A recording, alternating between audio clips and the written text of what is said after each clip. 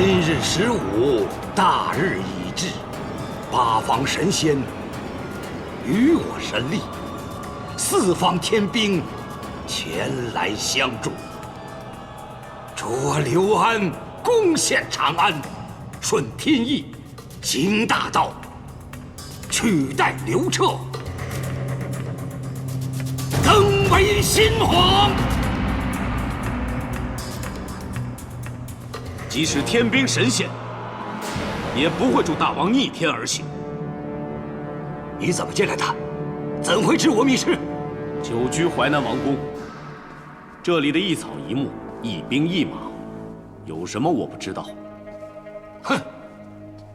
以往每日午时总南巡大王踪影，只要稍微注意，不难探知你在这里装神弄鬼、做法求仙，做你的春秋大梦。原来你真的是刘彻的奸细！什么奸细？我是名正言顺由皇上派来，平乱除奸的特使。呸！你凭什么？就凭大汉皇帝的圣旨。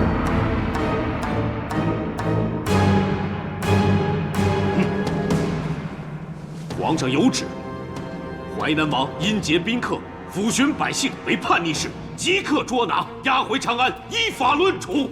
荒唐！这是我淮南疆土，刘彻的圣旨在这里算什么？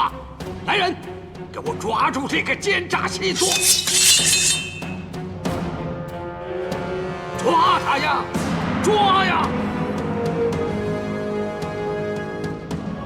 原来你将我的人都买通了，你们这帮叛逆之徒！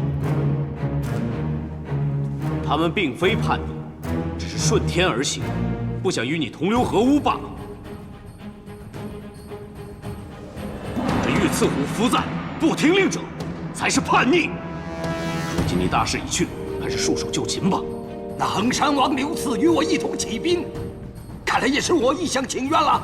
段某前不久已经告诉刘赐虎，你坐拥江山之后，根本不欲信守盟约，既不打算封他为相，亦不会重用其子，而是伺机杀他，吞并其风头。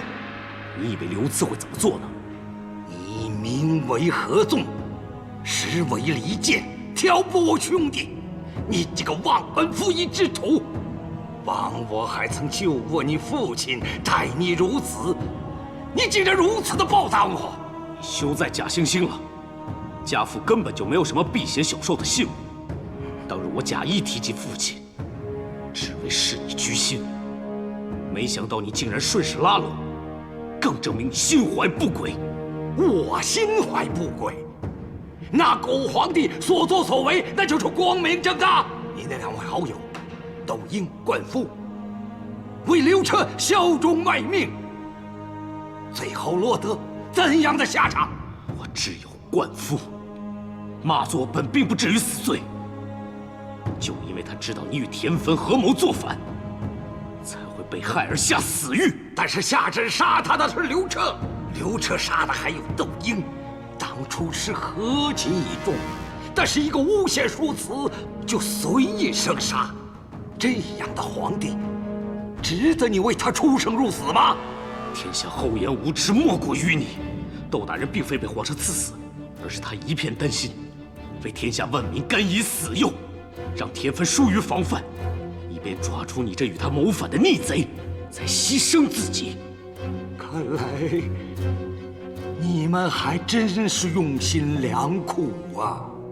窦大人以己性命，免百姓于战祸，忠诚可敬。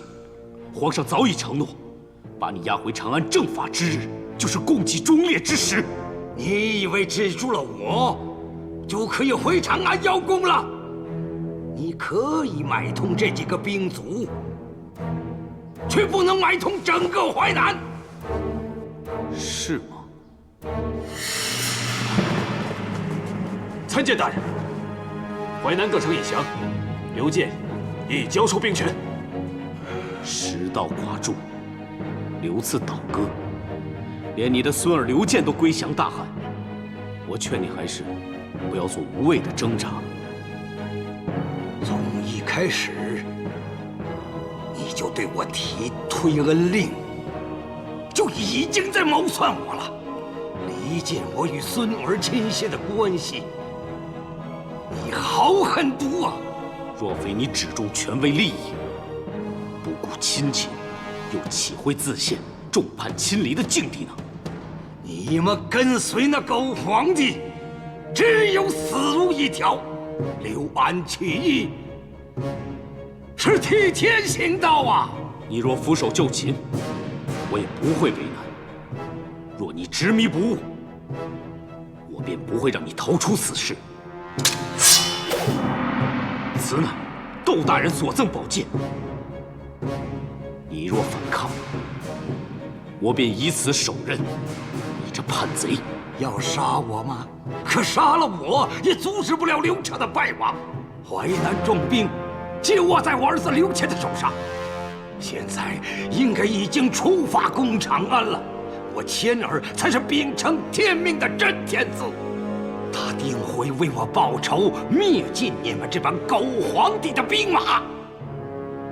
恐怕你的谦儿也不能助你，因为他早已身首异处。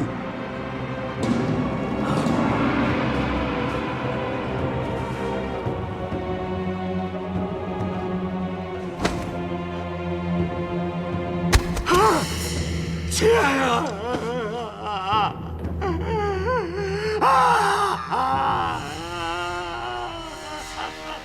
众将听令，在！五福在此，将叛贼刘安拿下，押回长安，以正法。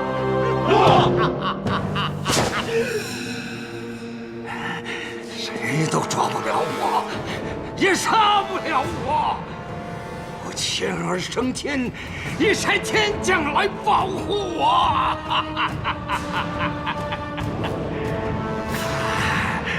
完全天将围绕着我，护卫着我。本神乃上天所派，下凡济世安民。你等不知感恩，反诬陷于我。你们不配有新君护士！把他拿下！我已经得道成仙，鸡犬兴文，都可以升天。刘彻永远都杀不了我。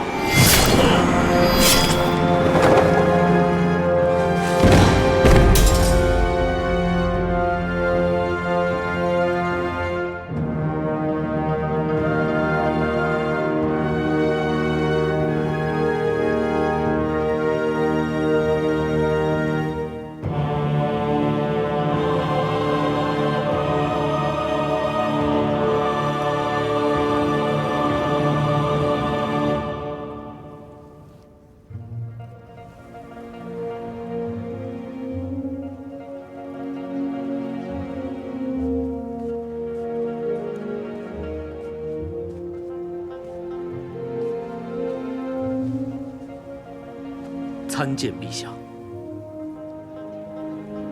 臣没有失信于陛下，淮南叛乱已经平静。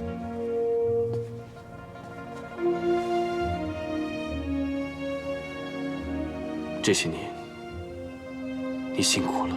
护国除奸，是臣职分。陛下交给臣这虎符，足以证明陛下对臣的信任。臣即肝脑涂地，无以为报。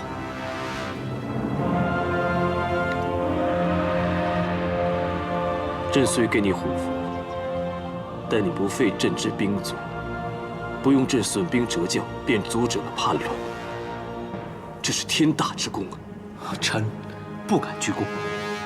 无需谦让了。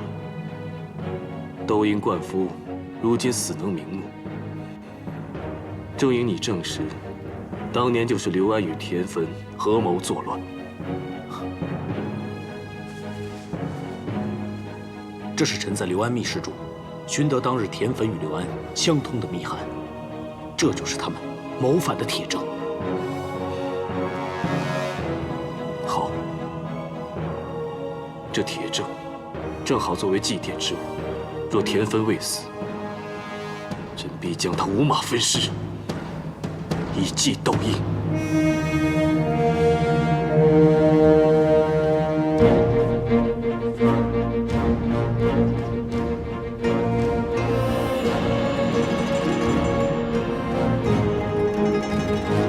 窦婴，当日天芬暗施诡计，你不得不因伪造圣旨而无辜枉死。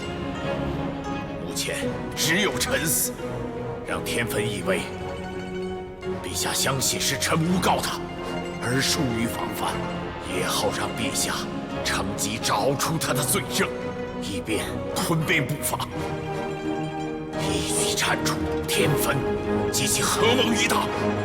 臣恳请陛下原窦婴必死之志。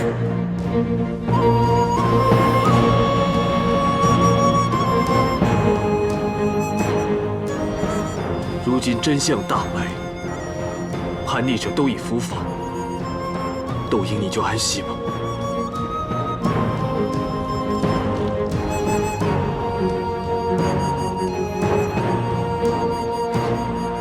淮南已肃，未告英灵。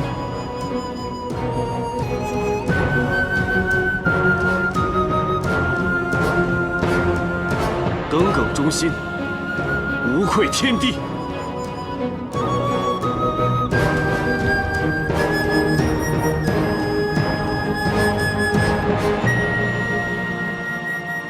窦洪，朕今日还有一事，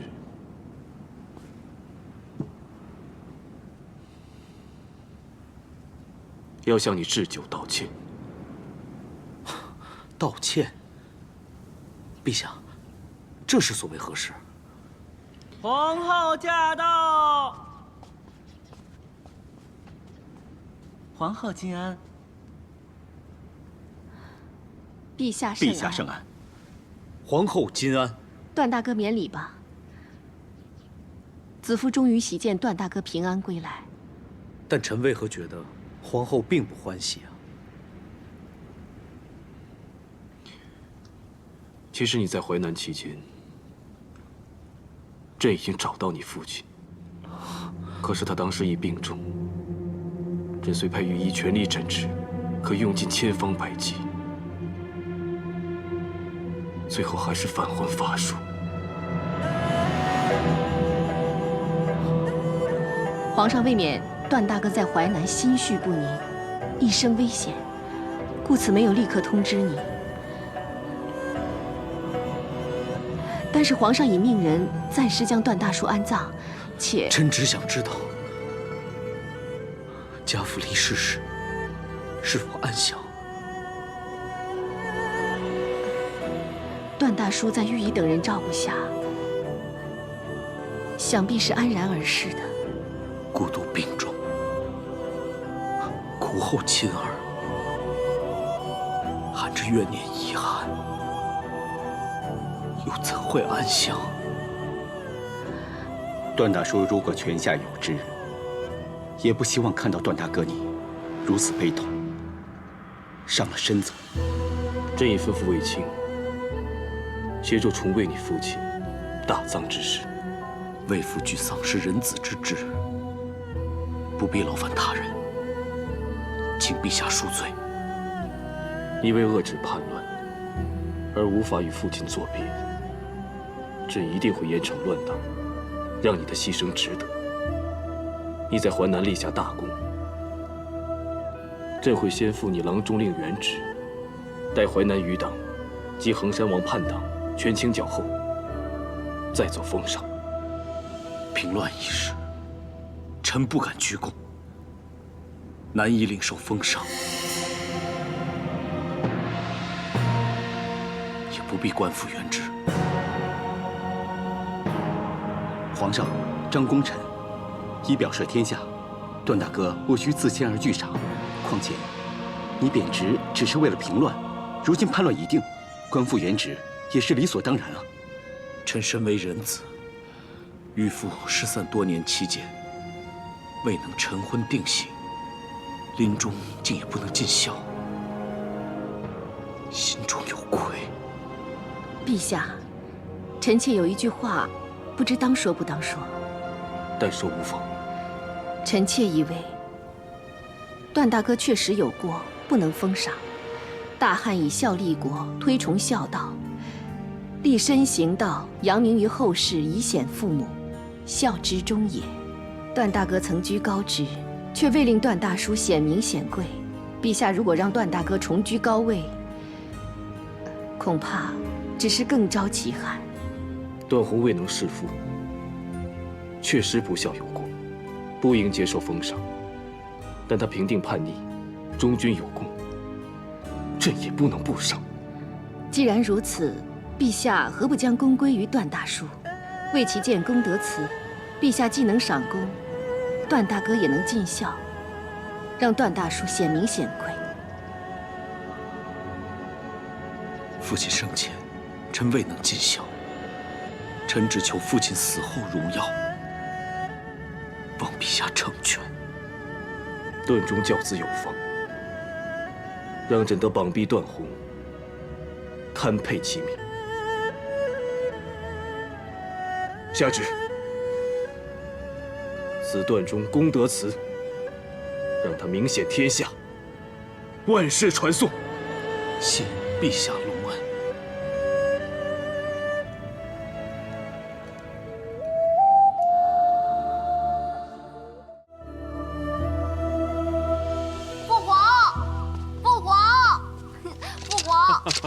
居儿是在蹴鞠吗？是啊，孩儿见过父皇。臣拜见陛下。来，都起来吧。过来。居儿越来越懂礼仪了。这是母后教我的。母后说，不许忘礼仪，先识礼，后做人。好，你呀，母后教给你的，你就全记着。我教你蹴鞠，你转头就忘了。朕的皇儿怎会学不了蹴鞠呢？来，去练习一下，回头表演给父皇看。诺。今日怎会有如此清闲，带居儿来此蹴鞠啊？选拔新兵，本来去向姨母问安，却见姨母在编织什么东西，忙个不停。我不想扰她清静，就带大皇子出来玩玩。皇后最近在为段宏赴丧一事忙前忙后，还有织东西，织什么？说是芊芊结。芊芊结？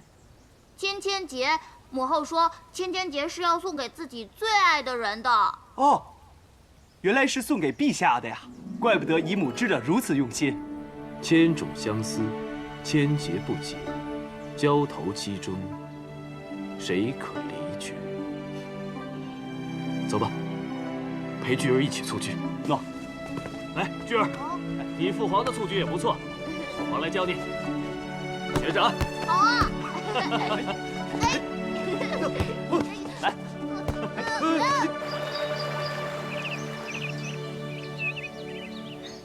多谢高人指点，这是孝敬你的。这生了皇子啊，待遇就是不一样。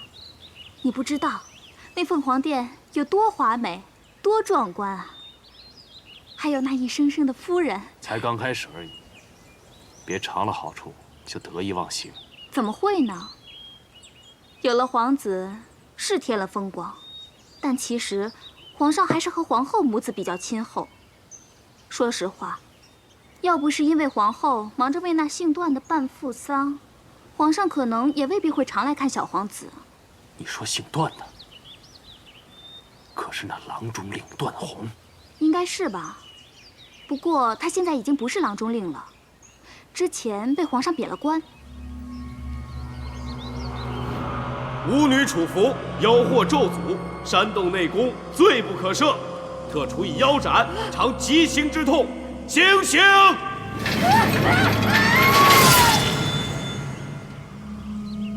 说来奇怪，他和皇后的关系好像很亲厚。他父亲死后，皇后忙里忙外的，好像在为他自己的父亲办丧事一样。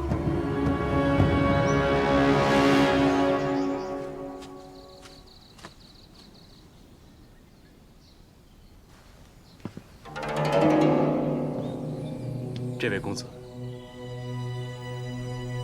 公子人海茫茫，相逢即是有缘。公子似心有烦忧，能否让在下为你测字分忧？不必了，我既不信机缘，也不信卜卦。看公子神色，想必心中有隐情难诉。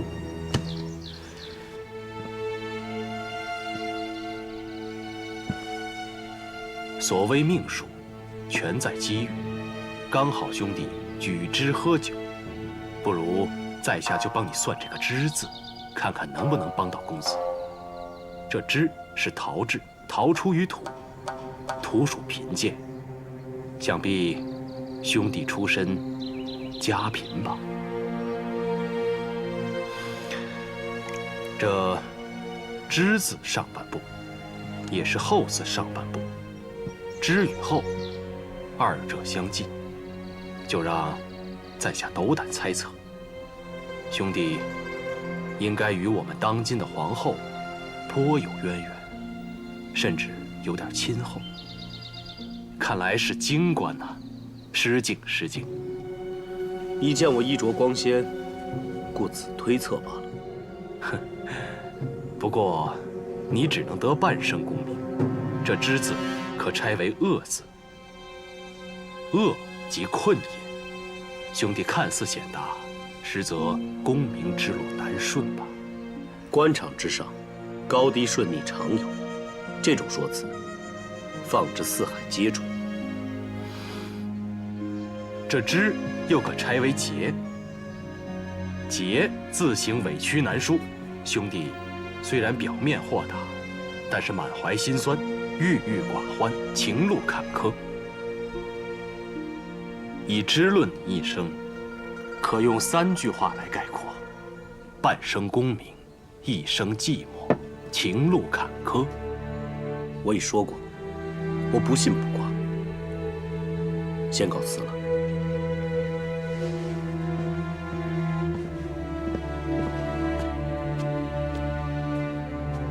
哼，你信不信无足轻重？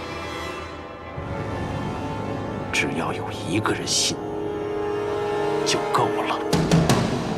皇上驾到！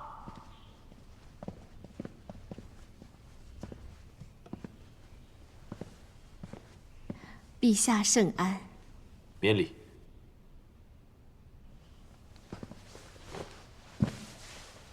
收到皇后的邀请，朕正事做完，就马上过来了。谢陛下。臣妾请陛下来，是有东西要送呈陛下。陛下，请看，这是巨儿今日学的诗，特意抄来送给我们。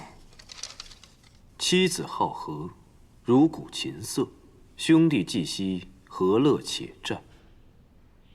巨儿每日都学诗写诗，以学圣贤之道，却专挑这篇要送与我们。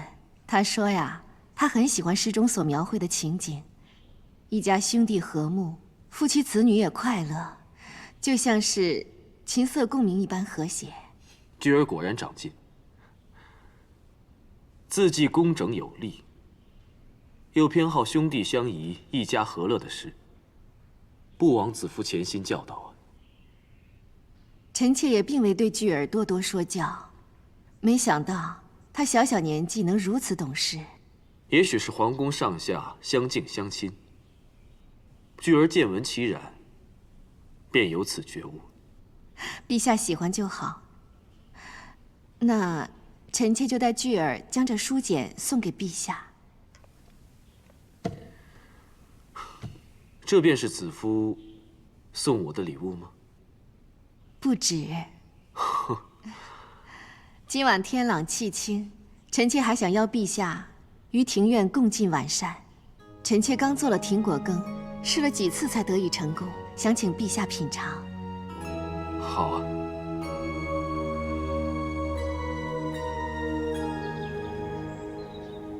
红儿长得真快啊，昨日还是襁褓中的婴儿，今日已经牙牙学语了。是啊，臣妾第一次听到红儿叫人，高兴的都流泪了。参见陛下。啊，王桑，你来晚了，红儿已经睡了，所以你听不到他刚才咿咿呀呀的叫父皇了。民女恐怕以后再也不能伴着妹妹看着红儿长大了。这是为何呀，姐姐？母亲催嫁，之前还替我约了相公问姻缘呢。相公算得可准？准不准我不知道，但是连段大人都找他测字，应该很有本事吧？段大人，你说的可是中尉段宏？好像是，就是常跟在陛下身边，很威武的那位。他也去测字？是啊，应该也是去测姻缘的。当时啊，我坐在旁边等候，听那相公说，他的情路多舛，功名之路难顺呢。姐姐啊，那相公分明是骗人的嘛。那段中尉一直在皇上身边办事，又怎么会功名之路不顺呢？那我就不知道了，反正他是这么说的，还说什么与皇后关系亲厚，看来都是不准的。姐姐，你胡说什么？怎么会与皇后有关呢？要胡说也是那个相公，当时他用个之字，说段中尉与皇后有渊源，感情深厚，又说之字有弯钩，是后字的延续，什么颇有渊源，相随相守，纠结以傍之类的话。哎呀，姐姐，你这说了一堆，都没有说说那相公测你的姻缘又如何啊？他说我嫁得不错，没有什么纠结的孽缘。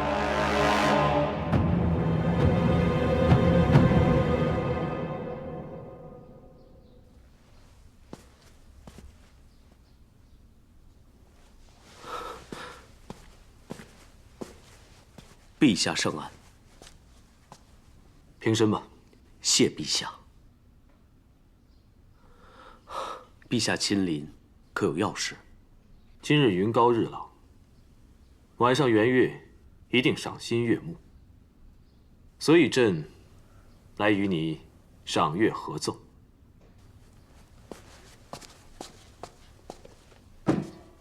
下去吧。诺。朕刚才见你脸色不好，是否心有烦忧？臣只是讶异于陛下亲临，未及迎驾，实在失礼。不必拘谨。最近皇后为你父亲后事忙前忙后啊。臣蒙陛下与皇后圣恩，厚葬家父，还修立功德祠，臣感谢陛下与皇后对亡父的恩泽。你为大汉安定出生入死，这些都是朕与皇后对忠臣应做之事。不过，真正能安慰死者的事，却非我们能定。陛下指的是，丧礼祭典再隆重，也不如为你找一佳丽赐婚，传宗接代，让你老父泉下宽怀。只是不知你心意，还惦记那个关外的女子吗？臣已将她放下，是吗？那发结也没留下吧？发结已弃，情义已逝。那如今可有意中人？一如当年，臣无心思虑男女之事。既然已弃旧情，何不另觅佳人？也许是臣肤浅，缘分一直未到。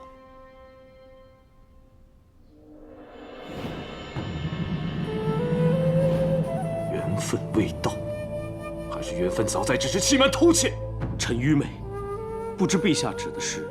你腰间所系锦囊是皇后所送吧？是皇后体恤臣下。你与皇后关系向来亲厚，皇后体恤臣下，关顾后宫，春送脂粉，冬织裘衣。可她送你的锦囊，却有千千结。臣不明白，这千千结是指何物？就是皇后为最爱所做的信物。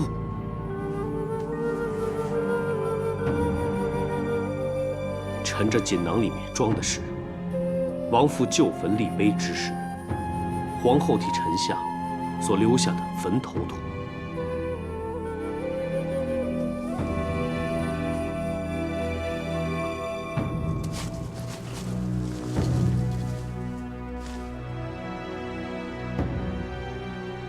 若你无前千劫，为何方才见到朕，神情便恍惚紧张？真无愧于心吗？或是那千千劫藏于别处？朕要找也是不难。陛下，启禀陛下，在庭院发现一个鬼鬼祟祟的女子，查问之下，竟是淮南叛王刘安的义女丽姬。走走！臣罪该万死。段大哥，对不起，我在里面听到皇上来了，害怕被发现会牵连到你，我一着急就躲在庭院。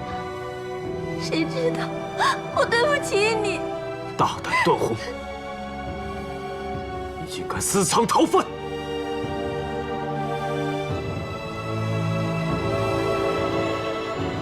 段宏，你真是给朕出了一道难题啊！陛下，任何事都不许打扰。可是皇后在外求见。陛下圣安。臣妾听闻段大哥窝藏逃犯一事，不知朕正不知要如何处置他。朕下旨严办叛乱余党。那庄助不过收了刘安的礼，张汤奏请诛杀，朕也准了。可他竟敢把刘安义女藏于宫中，这是形同合谋造反。臣知罪。陛下，段大哥只身犯险，平息淮南叛乱，立下赫赫大功，他定不会谋反。朕知道他不会，朕也知道他功大。可是，你真自恃功绩，便为所欲为，以为朕真舍不得杀你吗？罪臣从未敢贪功，正因为自知私藏侵犯死罪一条，故先前陛下的封赏，亦不敢接受，也不敢负原旨。那段大哥当时不是因丧父而心有愤懑？臣公务在外，陛下没有及时通知，全是在情在理，臣怎会有愤懑？只因臣自知不止不孝，更是不忠，才愧不敢受。既知不忠，你还敢明知故犯？段大哥，你是否有什么隐情？你若有苦衷，不妨直言。陛下知道你忠义，若是情有可原，相信陛下也会酌情处理。起来说吧。谢陛下，谢皇后。丽姬本只是淮南王宫里一个歌姬下人，只因刘安以为她与臣投契，才收为义女，以拉拢臣。但你怎知，他不是刘安真是暗查你的？臣也曾怀疑，但若非丽姬以自身清白做掩护，臣恐怕早已暴露身份，虎符也早已落在刘安父子手上，根本就不能将刘安一党尽灭。丽姬一个贫弱女子，却舍身相救，臣岂能任她无辜背上叛党亲属之名而受株连？请陛下明鉴。既然如此，段大哥何苦犯险藏他，而不向陛下言明？请陛下公正查清，以还他清白。刘安死后，我本想放走丽姬，可陛下已下旨，扣查刘安一切亲属。臣眼见当地官吏不多审问，便直接用刑，怕丽姬屈打成招。臣也见情势危急，只好带丽姬回长安。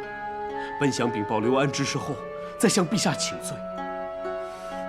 可陛下已下旨严惩，臣只好将丽姬安置在城中府里，不时给她置办日用之物，等待时机另谋计策，以保她安全。但臣终日惶恐，事件未解。张汤果然在长安各家各户中搜查，甚至要搜查臣的府邸。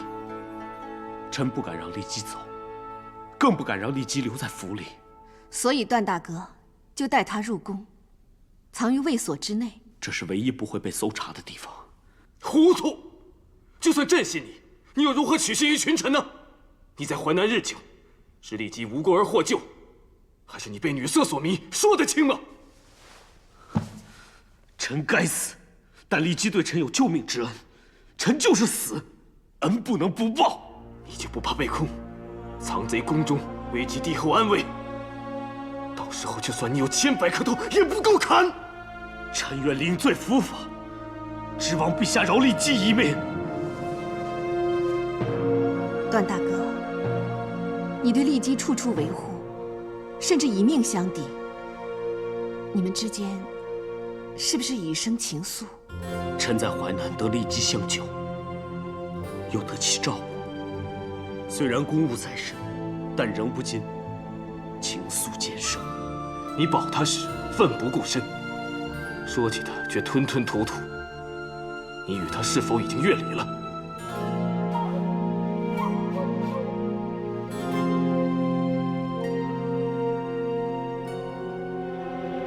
是。陛下，臣妾恳请陛下让他们二人成婚，这既是成全有情人，也让段大叔泉下有知，为儿子成家而宽慰，更随臣妾盼望段大哥缔结良缘的心愿，以谢段大叔当年赠食之恩，请陛下为段大哥与丽姬赐婚。朕本想厚赏功臣，将功劳归于其父，只为足偿段宏一半之功。如今有此利人，可谓忠臣之心。朕今就赐你二人成婚，丽姬既早已归降，自然无罪。张汤之流，若敢问根究底，叫他找朕便可。陛下英明，段大哥还不谢恩？谢陛下隆恩，谢陛下赐臣与丽姬成婚，谢皇后。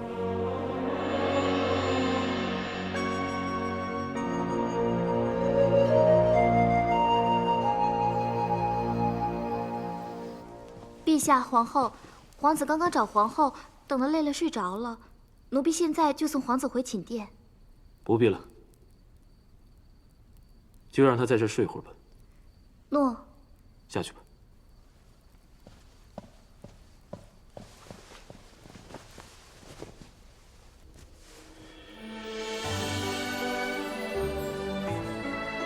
菊儿身上的是否就是芊芊结？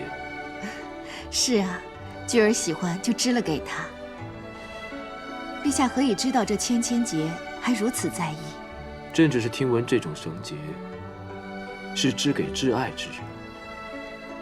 原来子夫的挚爱是菊儿。菊儿当然是臣妾的心头肉，至亲至爱的人了。那朕……陛下是臣妾的夫君，亦是臣妾的天。不单是臣妾的挚爱，还是臣妾心中至尊至敬的人。朕之前确实忧心了一阵子，听去病跟朕说，你之前一直在编芊芊结，又听菊儿说是给最爱的人，朕以为不久就会收到，谁知盼来盼去，却盼来了菊儿学诗的书剑和子夫的停果羹。这么说，那是臣妾怠慢陛下了。既然如此，那朕今晚就留在交房殿，你好好的补偿朕吧。一切尽随夫君心意。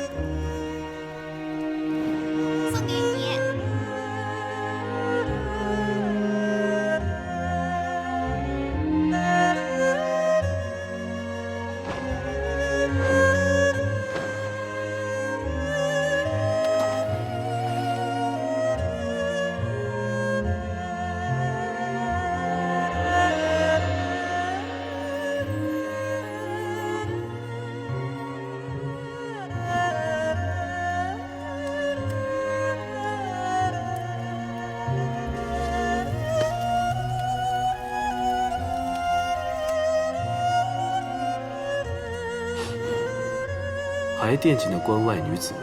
那发结也没留下。缘分未到，还是缘分早在，只是欺瞒偷窃？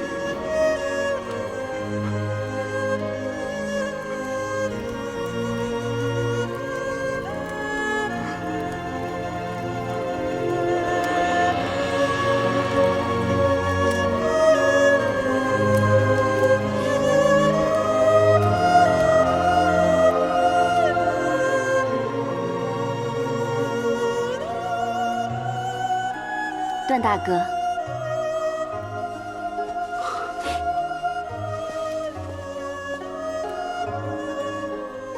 多谢大哥救命之恩。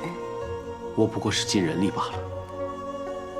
天意总让人措手不及，真不知是我救了你，还是你救了我。当然是大哥救了我，多亏大哥掩护我离开淮南，带我入长安，甚至藏身于宫中，不然我早就没命了。奴婢本以为前途多舛，就算保住残命，亦得漂泊一生。大哥舍身相护，又得皇上赐婚，真是因祸得福。我这辈子也做不上这等好梦。妹妹，别这么说。刚才情形危急，我才不得已对皇上说，与你已经越离，实在辱及你的清白，十分惭愧。既是形势危急，奴婢又怎么会介怀呢？大哥是我的救命恩人，就算以身报恩，奴婢也愿意。更何况，妹妹，我过去不曾越离，以后亦会手礼相待。李姬，我明白，奴婢地下出身，实在是……这与你出身无关，也不是你不好，你是个可爱可亲的好女子，只是我自己不知好歹，有些事情早该放手，心却放不下。不是，是丽姬福分未到。大哥放心，你我既有夫妻之名，丽姬必会在人前配合，以此名分世人。而其他，丽姬不强求。妹妹明白，段宏感激。大哥别这么说，苍天有情，让丽姬遇见大哥，已经。期望苍天继续眷顾丽姬，让大哥有朝一日放开心怀，接受奴婢。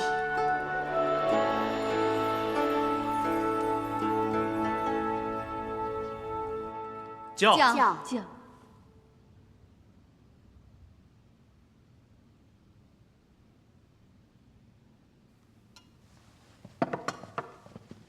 段大哥身边，终于有了心仪之人相伴。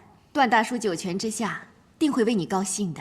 还是要多谢皇后，若非皇后及时解围，臣和丽姬恐怕早已获罪。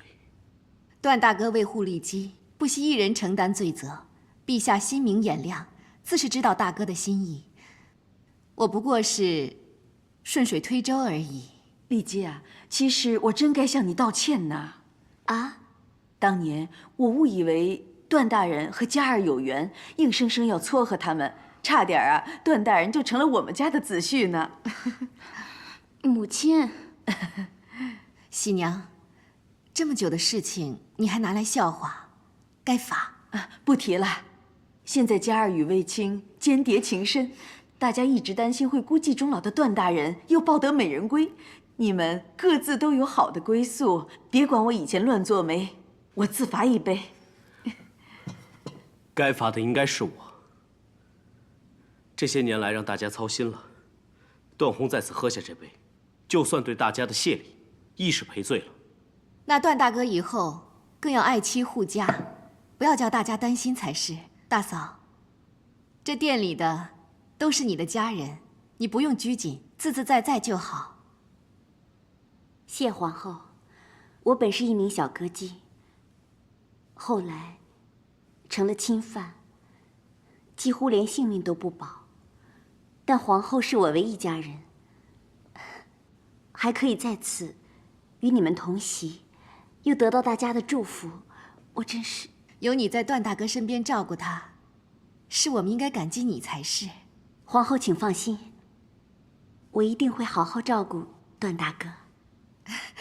还叫段大哥呢，该改口叫夫君了。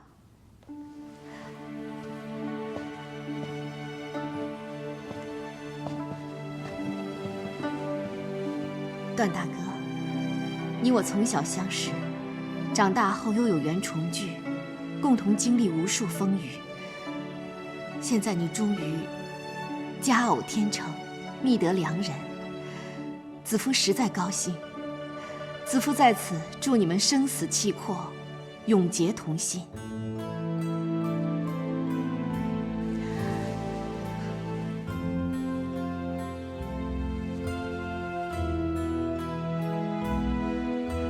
段大哥，我封后时，段大哥亲力亲为，劳心操办。这次段大哥取得佳人，婚事就交给子夫张罗好了。岂敢劳皇后操办婚礼？而且我们都孤身无亲，现在与大家聚一聚，再去父亲坟前祭拜一下，就足够了。段大哥一向不喜繁荣，那就免去繁琐，一切从简，办得温馨一点吧。实在不必。我已向皇上请告，于立即回乡祭祖，3日之后就启程。这么急？婚姻大事，实在应该祭告先祖。那就祝福大哥与大嫂此去一切顺利。谢皇后。谢皇后。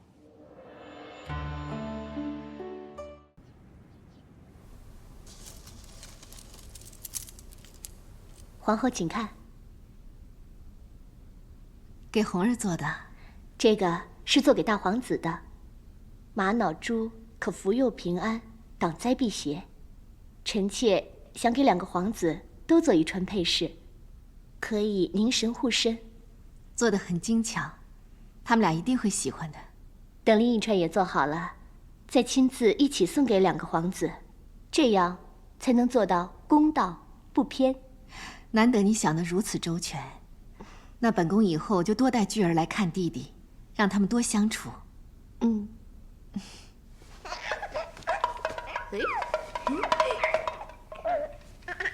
弟弟，你看这个好看吗？大皇子饿不饿？王夫人准备了小点，奴婢去拿给你。好。生了红儿，才知道做母亲实在不容易。臣妾真要多多向皇后请教育儿之礼，让红儿长大后也像大皇子般伶俐懂事。妹妹不必太过担心，我看红儿很乖，甚少哭闹。但她要是闹起来，我整夜抱着她，她才肯睡。我的手臂麻了都不敢动呢，生怕把她吵醒了，她又闹。臣妾最听不得我的红儿哭了，她一哭，我的心都碎了。这一说起来，我又想她了，不知道这会儿是不是又哭着闹着要找母亲呢？那我们去看看。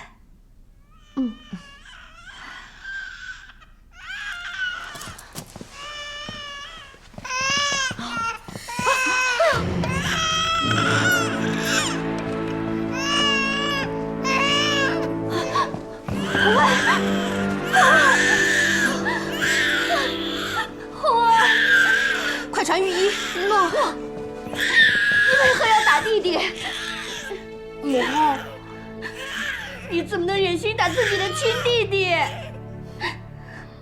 无缘无故，何以闹成皇子受伤这种事？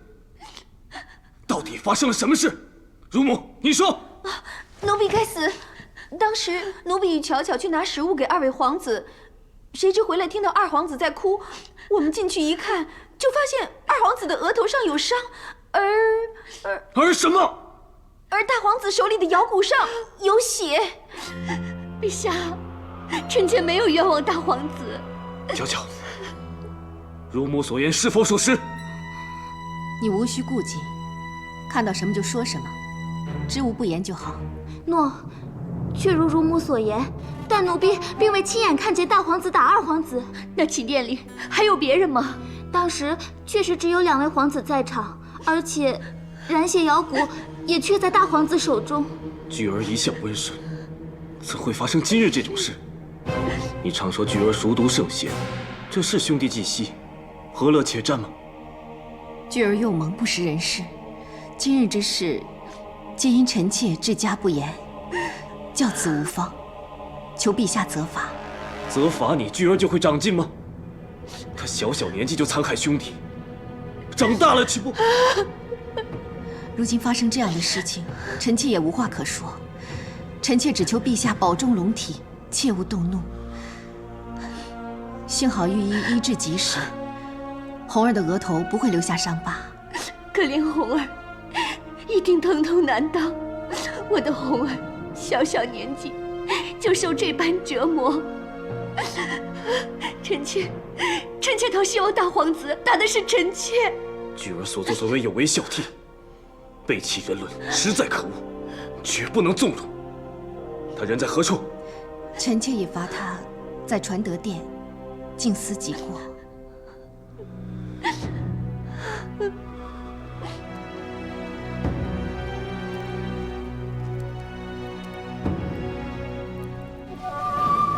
高祖闻治天下，孝文亲尝汤药。薄太后御下有方，窦太后匡扶幼主，王太后慈爱敬长。这传德殿中，铭刻的是功德，传承的是仁义孝亲之情。今日你就在此好好反省，想想先人教导，想想自己错在哪里。若是想出来，便跪下向先祖认错。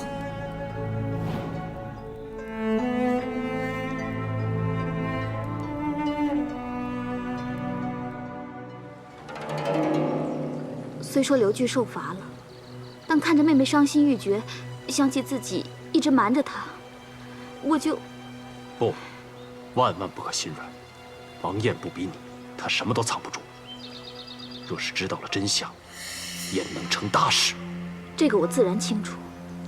你放心，我会一直狠心的瞒下去。你要她真情流露，现在她那爱子之情，皇上看着就动容。你妹妹最大的本领，就是凄楚可怜的样子，能抓住军心，把皇后母子推进火坑，那才是好事。这个算是做到了。现在皇上对皇后还有那大皇子大动肝火，说要严惩，你这招确实奏效。知道刘据要来看弟弟，你要我事先藏在妹妹寝宫的屏风后面等待，等乳母和巧巧出去了，我就有机会下手了。哼，一切有如天助，那刘据果然跑开了，我马上就从屏风后面出来，拿起摇鼓，狠狠地打红儿的额头，然后马上躲起来。看到刘据拿起那摇鼓，我就知道他自投罗网，可是我却笑不出来。该笑不笑，怎成大事？这下所有的人都以为刘据生性顽劣，残暴凶狠。如此于你，与你妹妹，还有那小儿，都是天大的喜事。我知道是喜事，可是红儿，她毕竟是我的生儿啊！一出母胎我就照顾着，听到她哭的都喘不上气来，我这……哎，荣华富贵，你要不要？那就别再说这些丧志之话。过些时日，我再给你们使一个此消彼长之法，到时候你妹妹和那生儿的权势富贵都会此消彼长。但是要切记，一定要狠，而且王爷绝对不能知道真相，只有假戏真做，才可以让庶子成龙。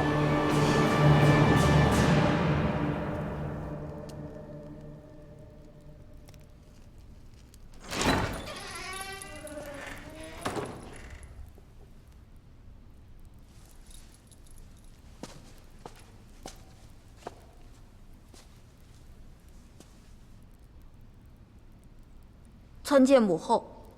你为何不跪？母后，你说，要我想想自己错在哪里，若是想出来，便跪下向先祖认错。但儿臣没有错，找不到跪的理由。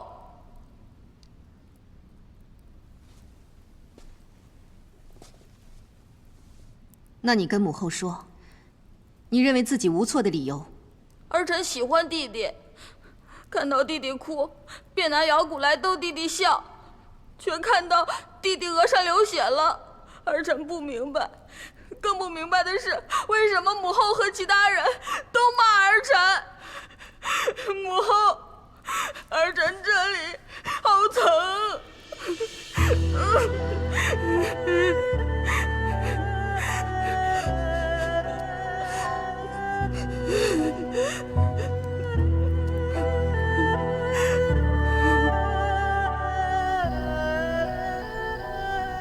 什么？你放了巨儿？是。来，把草药包好，拿去给王夫人，嘱咐夫人要按照太医令的处方敷在红儿的伤口上。诺。巨儿承认伤了红儿，有悔过吗？没有。那你怎可放他？皇后不是说过，要巨儿静思己过吗？臣妾确实说过，但是回想起来，该要思过的不是巨儿，而是臣妾自己。你即使再自责教子无方，又有何用？现在该做的事，就是教好儿子，要让儿子明白孝悌之道。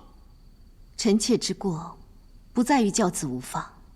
臣妾身为后宫之首，没有照顾好2位皇子，是臣妾之过。没有查明事情始末，就莫名处罚巨儿，是错上加错。作为母亲，没有体察儿子的心情，没有细听他的冤屈，没有信任他，更是大错特错。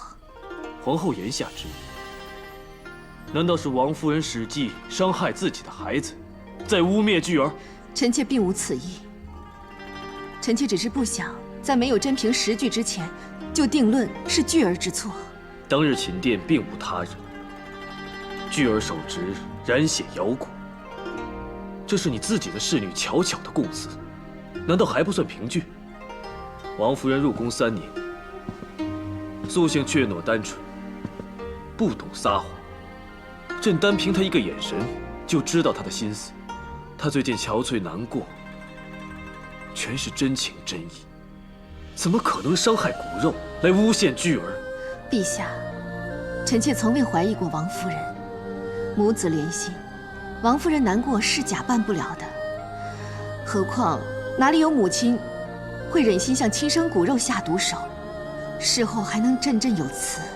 既然如此，王夫人冤枉巨儿就更说不过去了。皇后对巨儿不处不罚，就不怕落下护子徇私之名吗？王夫人入宫3年，陛下已体察入微，知她孰真孰假。可臣妾与巨儿7年母子，巨儿的品性，臣妾更是了解。巨儿一向爱护弟弟，怎么可能忍心去伤害他？陛下，臣妾看到巨儿一脸的无助，哪像是不知悔改，惧怕责罚而撒谎强辩。巨儿一向稳重，朕也不愿相信是他所为。可人证物证皆指向他，叫朕如何不信？陛下，可知道巨儿在传德殿对臣妾说过什么？巨儿按住胸前，说她真的好疼。疼？巨儿也受伤了？巨儿说的是她心疼。她说见到弟弟受伤流血，她心疼；见到母后为她忧心难过，她心疼。可是她最心疼的，是一向疼爱她的父皇，竟然不相信她。巨儿问臣妾：“父皇是不是真的相信他会伤害弟弟？你真的相信你这个儿子会忍心伤害弟弟吗？